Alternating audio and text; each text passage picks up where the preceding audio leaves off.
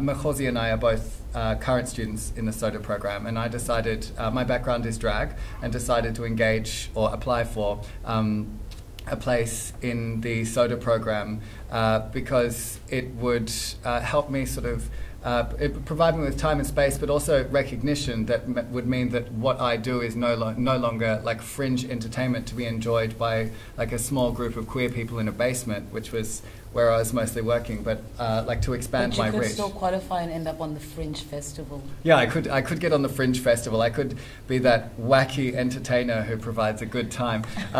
But I wanted to sort of reach out and be able, and to be provided access to spaces, audiences, funds, and recognition that wouldn't normally be afforded to someone with my background. So, like, given that, my perspective on like my approach to this, like the question of like, what is whether the institutionalization of an art education is a good or a bad thing. I was thinking more on a personal level. How can I make this work for me? Like, how can I use the idea that there are certain ideas about what is what is art and what is entertainment, and who gets to do it and who gets to work in these circles. And I wondered whether any of the alumni had not, obviously not exactly my experience, but like, how did you approach like the SOTA program or the bachelor? What were the motivations there in terms of applying for that, and were there any that were outside of an idea of seeking to further better oneself, or were there any critical or different motivations for deciding to engage in a system? For me, because I had many years of specific education, a specific methodology, so I worked and I learned and developed my work within this specific context.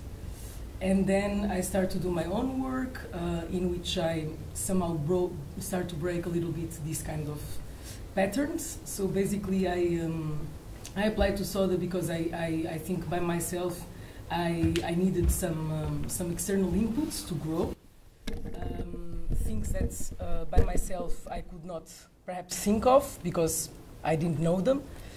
And so basically, like, it even became a sort of a joke in the first year, like, because I was obsessed with these, like, how can I break my patterns? How can I break my patterns of performing? Yeah, and then I started to, so basically was to receive inputs, to have a turning point in my artistic practice. And yeah. I'd also like to open up to current students. Is there anyone that would like to speak about why it is that they have applied to study at the HZT? Ethan? Olympia and Makosi, thank you so much for hosting this show. I applied for the Masters because I wanted to go deeper into my artistic practice and really to have the time, as Florian was saying. Time is a great commodity here in the structure of Masters to fiddle around inside and really unpack and deeply try to understand what it is that I'm at. Because the freelance world, as was said in the interview with the girl with the colourful hair, it's brutal out there. So, yeah. On that note, I'd like to pose another question. This is that was good. Is that like, how important is it for people like current students and past students? How important is it to continue working while studying? So if we're in this so-called free scene, then and that has certain requirements to get funding or to have a certain name that will somehow, there's like all of these generalized anxieties that hit you just before you go to bed and just about when you wake up. How important is it to maintain a professional life in dance or performance? And I think just to expand on that, I would ask, like, just hooking on to a statement I heard earlier, relatability, relation, and the practice. How do these two come into each other with that? Well, I would like to answer. Yes. So I think it's a lot of you need to put an effort also to work extra the program in itself, because the program is intensive, and I've been working during the breaks basically. So I don't know if this allows you as an artist who have done some work and also to develop some further work or other work than the one that you're doing in Soda, but I had some difficulties. So responding to your question. Agata? Because I am a graduate and I graduated from BA, and now I'm still a Soda student, and for these two programs I had a completely two different reasons. So when I decided to study bachelor, it was mostly very personal thing, because my father was against any kind of education, so it was more I'm going against somehow his will, and I also knew that education is important and I should really go for the university. But then when I finished bachelor, I started to slowly enter art market, and I started to slowly get the kind of recognizability, not huge, but some things were started to happen to me. I was getting residency, I was getting productions, and I decided to go to apply to Soda because I was really scared how everything is scattered, and I really couldn't understand what I'm doing anymore. What Art Market proposed to me, it was a little project here, a little project there, here on subject of this, on subject of that, and I was doing this very well, and I could continue doing that, but I really couldn't get this continuity. And I was really trying to get with a group of friends that I knew from BA to kind of sustain something, a kind of practice or a space that we can share our practices and activate each other. But it was extremely difficult because every 3 weeks someone else was going somewhere, and this is actually somehow the reality of market, that everything is just everywhere, and no one never has time, and everything is so extremely short. So I thought, okay, I really need what Florian was talking about, time, but I also need people with who I can share for something for a much more longer time frame, and to really understand what is my practice, because the more I was into art market, the less I understood what is actually my artistic practice. I completely got lost. And even I think finishing now and understanding that it's not something like this, that I finished a master program and now I know what is my artistic practice and that's it. I know that it demands a rain check and I will have to, but I feel much more, I don't know, I have tools. I believe that I have tools to sustain it, what I kind of built here, and I hope, that would be interesting to ask me 1 year later if I manage to sustain, but I believe, yes, I'll manage to do that through the tools that I gain. I think we need to think about, it's interesting to hear all this kind of, well, that's maybe not everybody, but sort of a sample. And the sample that comes is the sort of the disappointment that one is not perhaps qualified to do something that one thought one would be. So I'd like to make it... To clarify, do you mean from people here or people in the video? Well, in the video, or let's say in the video, this is from some of our guys. And, well, this is not true for everybody, but I'd say I understand that. But at the same time, at the beginning, 12 years ago, when we set up the program, in the so-called many expert panels, people like roughly 3 times the average age of people here, that one of the big debates about setting up this program, or any program in this situation, is to what extent is a study program, what is it a qualification program? The university, the parts of the university, which is also subject to government and educational policy, even in art school, will ask you what are the qualifications, what will you be qualified to do at the end of this thing in order to get the money from the taxpayers.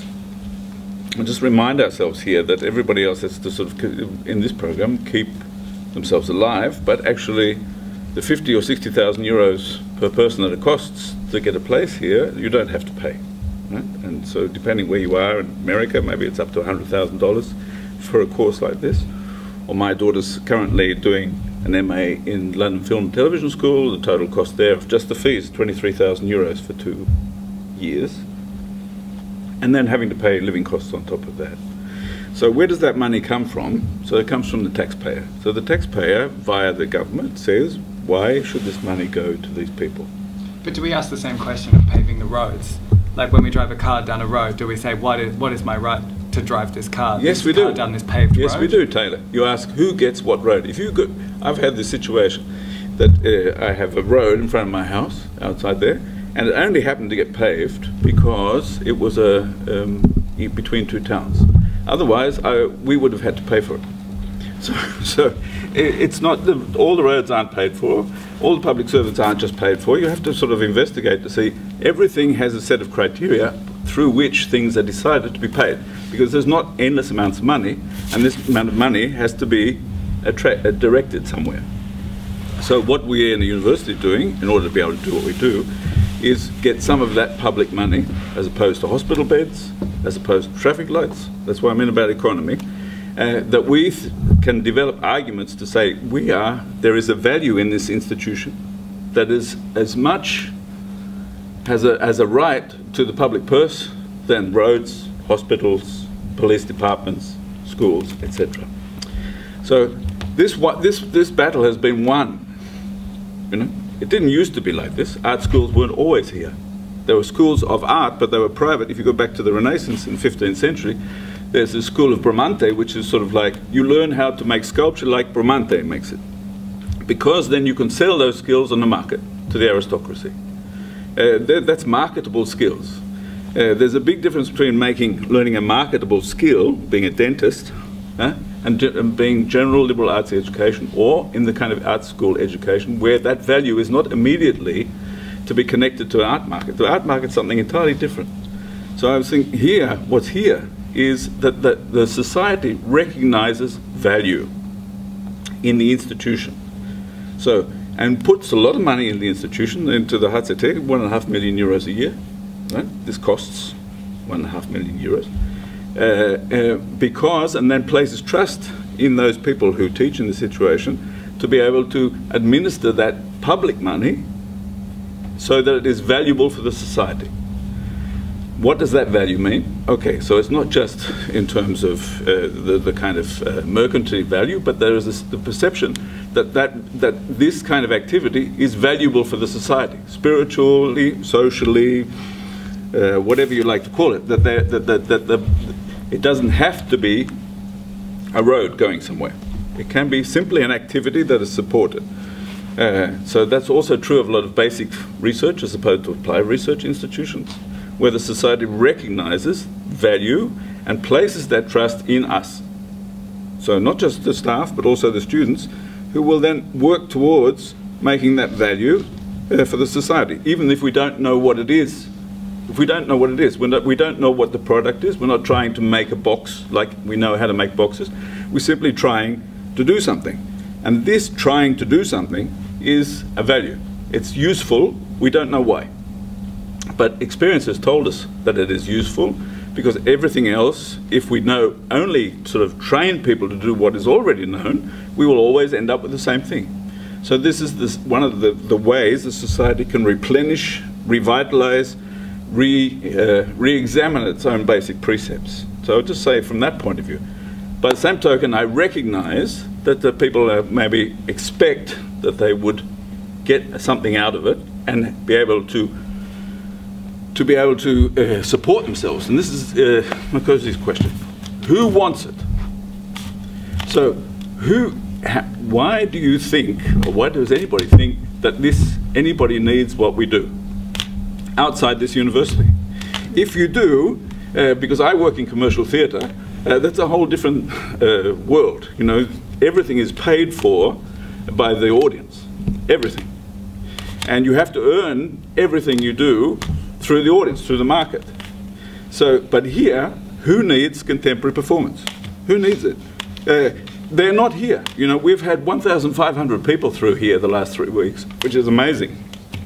But my experience of contemporary performance is that it's not an economically viable activity. if we was without the institution, we would collapse.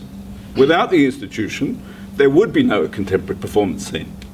Believe me, there would be. I belonged to it. 30 years ago, I was working in cellars, washing up dishes, doing all of that stuff. There was no institutional support whatsoever. And it was a very small world, because very few people would take that kind of existential risk. And now, because people can come in here and don't have to spend a lot of their own money. Because if you imagine if you had to do this course, and it cost you 23,000 euros to do this, excuse me, 23,000 euros to do the course, what's the chances of getting that money back? Within a lifetime, you know? Probably very low. Very, very low. I'll take a response from Leah. No, I mean, I know this has come into discussion before, how much the German government are paying for us to be here, but with each person that's selected for the master's program, you get like a unique life that's here on campus for 2 years, researching within the structure of the university. And so it's a two-way street. I mean, maybe the taxpayers, they pay X amount of money for us to be here, but you know. But what do you put back?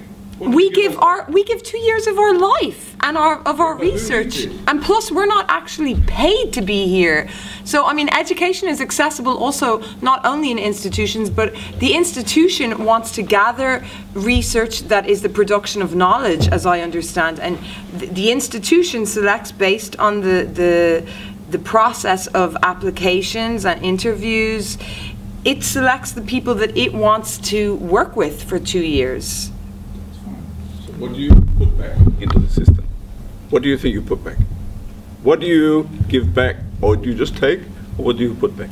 Nothing, nothing. And it's important that it's nothing that we are giving back. It's important that it's shit that we are giving back, to make clear that this kind of scarcity regime that you are proposing here is at an end. And €1.5 million is fucking nothing. It's more than €1.5 million running every bloody day into this airport outside of Berlin that they're not getting opened. It's just not true. Since I can think, since I was like 7 years old, I keep hearing this narrative that knowledge production, education, general culture is the most important asset that exists in Germany. Since I'm 7 years old, they are not doing a bloody thing about it. It's like fig leaves here that they are giving. And your kid going like for €23,000 to a school there in London, my kid's going to the school like public school here in Berlin, and they don't even have bloody chairs and tables their right sizes. They are pushing teachers into burnout, just as they are pushing teachers and students into burnout here. It's like, people don't get anything, and this kind of discourse leads into like commodifying people and bodies and making everything like objects. And this is what this is the borderline. No. Like it's the last defense line. Hopefully, art schools before that kind of thinking, or you go into militant opposition, or if you're not up to throwing stones and Molotov cocktails, then you go into an art school. And it's a two-way street. Anyway, it's a two-way street. I mean, and I think those people. Sorry for. No, that's okay, Florian. You are paying rent here. You're going to shops here. I'm working as a dishwasher. People are leaving a lot of money in Berlin. Yeah. I just want to disagree with you for one. No, you can disagree, but I just want to add before you disagree. It is a two-way street. So what do you get back? Like it's very hard to answer that question on a general basis. Like within our masters of the 7 people, you've got 7 different people with different interests and different focuses. Like if I was to go through my last month, my timetable of my research, you could tot up the hours and I could show you all of the clips that I recorded of my studio shenanigans, my movement research. But it's producing knowledge and trying to gain a greater and clearer understanding of expression and how you do that. I mean, I don't think I actually... Can you teach people how to express themselves? Can you teach people how to see the world? No, you I have a can't. totally different idea, expect, but you can have that. When I get back, I can answer that. So I'm going to disagree with my worthy colleague here. Please. Because I know what we get back. We've just had, we're in the last week of 1 month of presentations. And I think I'm the one who's been here every night. And doing that, as well, I feel incredibly rewarded and humbled by the fact that I think what we are managing to show after 10 years of work is that there's a rich body of work and thinking that's been produced by the course that attracts other people to come and see, and not just the church, what I call the church, just the people who are in the business of thinking that they are contemporary performers. But other people outside this, unfortunately not enough people. I still think we don't reach nearly enough people.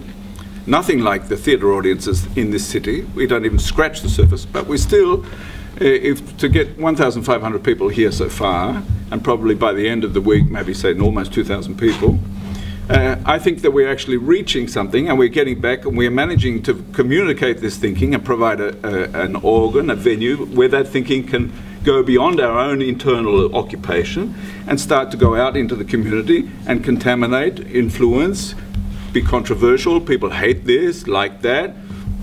And so that we actually perform in the community contract. So I think for me it's clear. I've been arguing for 12 years, you know, for this program, why it should be doing this, against a lot of people who were not interested or didn't think that was in any way useful to set up a bunch of narcissists for 2 years at a time, just to produce their own self-interest and ask themselves about what it is to be alive. So in actual fact, it goes beyond this navel-gazing, and in a very different way, it's actually causing a bubble or a scratch in the consciousness of anybody that's prepared to come and look at it.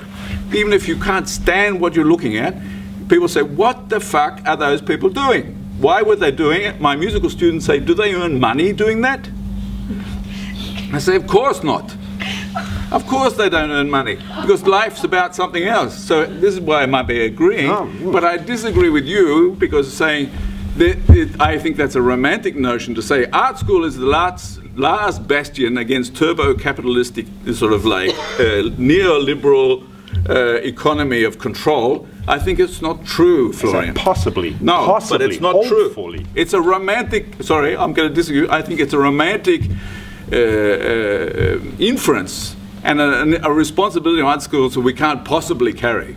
That has to go much more systemically into the whole community at large, and we say we are not the last, and we are not the Molotov cocktails of, you know, sort of cognitive Molotov cocktails that we throw into there. We are subversive, sure. I'm totally into subversion. That's what the course is all about. Look at us. But within the context that I've learned in life, in order to be able to just not say, I want better things, to be able to say, I am in a position to be able to make those things better, because I can argue and be articulate as equally as anybody else in the society about what is necessary and what I can do and what the importance of this is, and it has nothing to do with the hedonistic self-satisfaction of a totally decadent turbo-capitalist society that's running itself into the ground. On the contrary, it's opening up an opportunity for all of the people here to be able to say and bring to the table what it is, like Maki says, you know, she says that this is what the course is saying, but it's not just saying, yes, come and be here, come and say why. Why should it be like that? Why should it be, what's the argument for it? What's the evidence for it? And how do you communicate that and convince other people about your argument, and not just expect the world to say, oh, well, you know, you're great, you're different, here's the house, come and work, because that's the capitalist, turbo-capitalist deceit.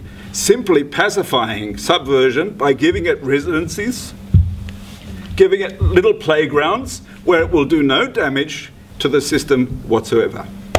Ooh. I think I have. Sorry about that. It's a there's a big round of applause to all participants of this. This is the most lively discussion I've ever moderated. That's fantastic.